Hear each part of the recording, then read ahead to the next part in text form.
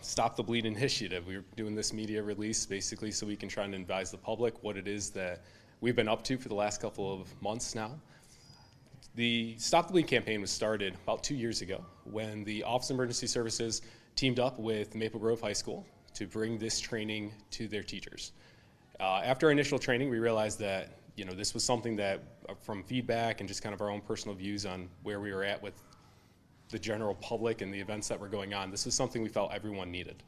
We thought it was something that was going to be helpful. It was something that should be a part of the base education. That then kind of led us down a path that we never thought was going to be fully possible, where we were able to team up with local vendors and grant givers who were willing to share in our initiative of equipping every single school in the county with Stop the Bleed kits. Our kits are comprised of very basic supplies, but life-saving supplies. Supplies like wound packing gauze, tourniquets, chest seals, things needed in a first aid environment. Unfortunately, nowadays, we live in a world that is a little bit unpredictable. The best thing that we can do is prepare for all those eventualities, whatever they may be. From a skin knee to something more, we were able to equip now, thankfully, every single school in Chautauqua County with at least 3 of our basic Stop the Bleed kits and 1 of our advanced. As this is going forward, this has opened doors that we didn't think were possible. It's allowed us to share our education with those who take care of our kids. Ultimately, they are, I think, our most precious resource, and we need to do everything humanly possible to try and protect that and preserve that. I'm going to introduce Maggie Gustafson, who's the district nurse, and was a key part in helping us just establish this for Maple Grove as well as Beams Point. Maggie. Hi, thank you everybody for coming. Like Josh said, when we got together to write this grant and after the training, we realized that this was just a little bit bigger than us, and we wanted to get these supplies into as many hands as we possibly could, and when possible. The training and these supplies are just something that we never thought we would be able to, have in just our school, let alone schools across the county, which is it's amazing. And as a parent that lives and works in this community, I'm so thankful to be able to raise my family in a district and within a community that takes safety and emergency preparedness so seriously. And on that note, I will introduce Joe Rada, the superintendent. Thank you, Maggie. Hi there. Again, I just want to take this time to thank Chautauqua County, the Chautauqua Foundation, and especially our teachers for really taking this training very seriously. We have had a chance to train our Maple Grove staff last year. This year we trained our elementary staff. And again, it's a wonderful program. We're so thrilled that we were able to provide it for our people. I'd like to introduce to you Mr. Adam Pad, our Maple Grove principal. I just want to thank everyone. If you really look at what we've done here, we've empowered our students to keep themselves safe and their families safe. So thank you very much. At this time, Liz Jones from the Community Foundation.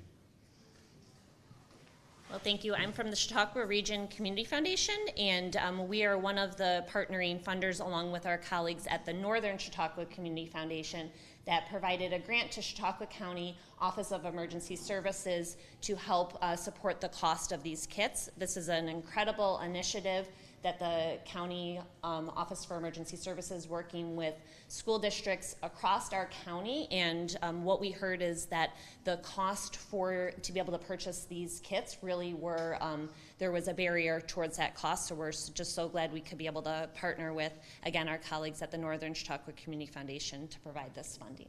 So thank you all. And County Executive P.J. Wendell. Thanks.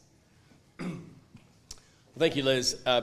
One of the trademarks of my administration has been safety.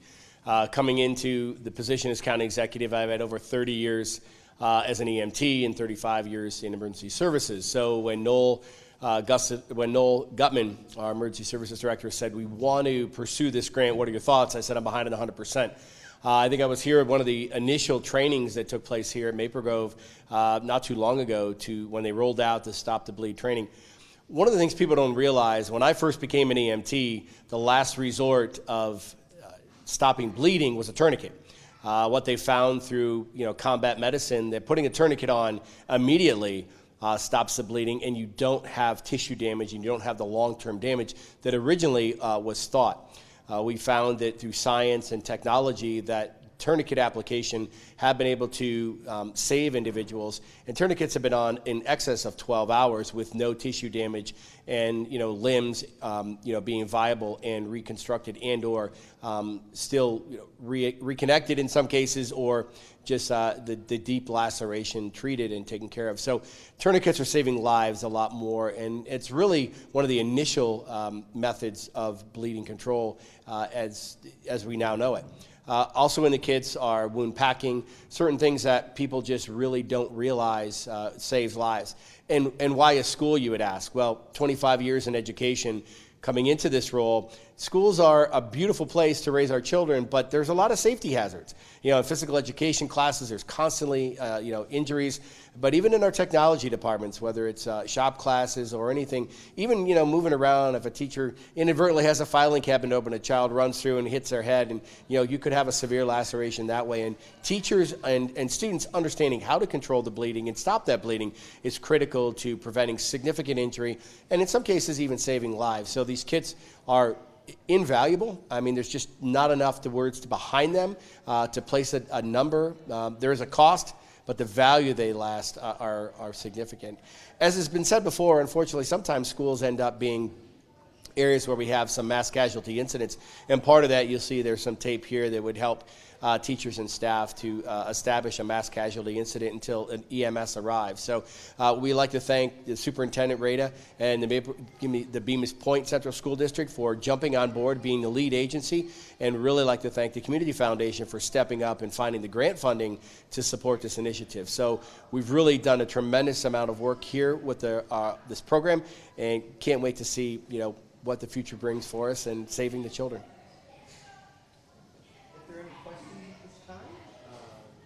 Josh or PJ could answer those or school. I'm the follower. You're the leader. With these kids, I'm sure there is lots of training. What is your plan to implement training? Sure.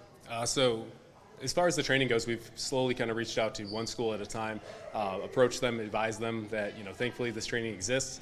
But there's a small requirement on their time. So about 2 hours, we were able to come in. My team steps up. A lot of them were trying to hide over in the corner, but we come up to the school. We bring the equipment to them. We're willing to work with them on whatever their size of the classrooms, their ability to try and operate with this. And within 2 hours, give or take, even with a break in there, we're able to try and give them everything they need to try and implement these kits, and more importantly, use the materials that are in them successfully. And then follow-up. Yeah. All these will be within the schools for the new school year? Yeah, so absolutely. We're going to have these in hopefully by the end of summer. We'll try and work with the schools independently to try and talk about each school's site, how many sites they have, and where we would recommend trying to stage them. Part of what we're able to do here is we're kind of having a joint approach between law enforcement, fire, and EMS, where we're able to advise them that these kits are going to be in place, advise them a rough location on where they should be, so if this first responder does have to try and show up, they're able to get there effectively, find one in a rapid fashion if they needed to, and try and deploy from there. So they'll be in there by this next school year, somewhere in the school wherever we think that they'll do the most good. So this is all schools in Chautauqua County? Yep. That you've been working in. When did this effort get started, the idea? I think about two years ago. Where's Adam? I was going to say. Yeah, about 2 years ago, we all kind of got together and we were able to try to start making this process happen. Unfortunately, I think that the idea has been out there for a long time. You watch the mainstream media. I know, for example, the Uvalde incident that happened had a lot to do with some inspirations on that. There's nothing worse than sitting back when something bad happens and wishing you could do something. From a lot of our perspectives, we had this training, we had this knowledge, and we knew all we needed was 2 hours of their time, and we could have made an impact in something like that. So, I think that kind of helped us, and then Adam decided that he was going to support us and bring us in. So, thanks so much.